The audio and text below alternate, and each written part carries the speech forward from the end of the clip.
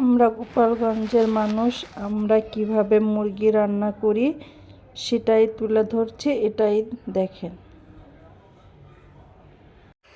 সম্পূর্ণ রান্নাটা দেখেন আমরা গোপালগঞ্জের মানুষ কিভাবে মুরগি রান্না করে থাকি। জলটা চালায় শান্তি নেই, খাবে না এটা ওটাও।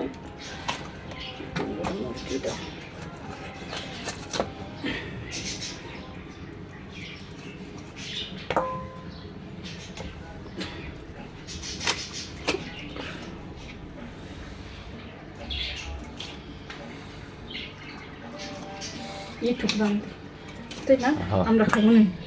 তুই ইতিহাস ওদের দরকার নেই, এইটুকু আবার আরেকদিন দিন দিয়ে দেবেন। আজকে এভাবে মুরগি রান্না করব, পুরো ভিডিওটা দেখলে বুঝবেন। আগে গরম মশলা, তারপরে দারচিনি এলাচ দিয়ে মরিচ পেঁয়াজ দিয়ে আগে ভালো করে ভাজবো, লাল করে ভাজা তারপরে বাকি মশলাগুলো দিব।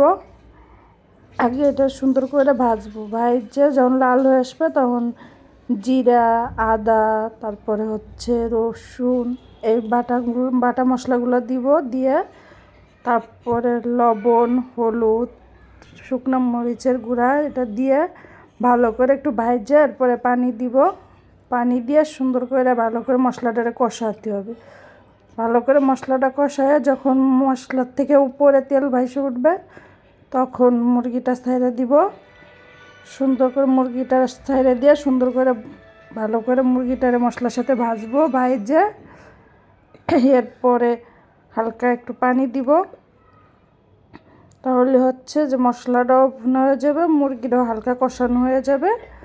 তারপর সুন্দর করে কষায় এরপরে লাস্টে কি ঝোলের পানি দিলে তাহলে হচ্ছে মুরগিটা পাতলা ঝোল করা যাবে আলু দিয়ে অনেক সুন্দর করে। এভাবেই আমরা রান্না করি, তাই যেভাবে আমি রান্না করি সেইভাবে রান্নাটা দেখাইলাম। পুরো রান্নাটা দেখলে বুঝতে পারবেন।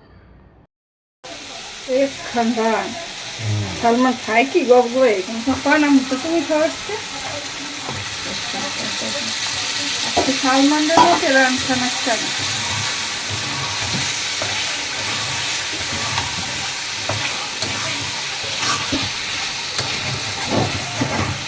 ওনার মুরগিও বাঁধছে না, দেখতে খাইতে খুঁজতেই পারে না।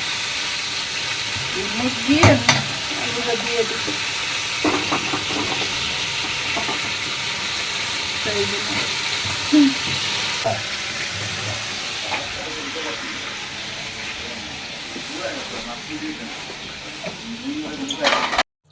আমার দেশি মুরগির পাতলা ঝোল রান্না করা শেষ। যারা ফুল ভিডিওটি দেখলেন তাদের সবাইকে অসংখ্য ধন্যবাদ। সবাই ভালো থাকবে। পোলাও স্পেশাল খাওয়ান, পোলাওর সাথে ভর্তা।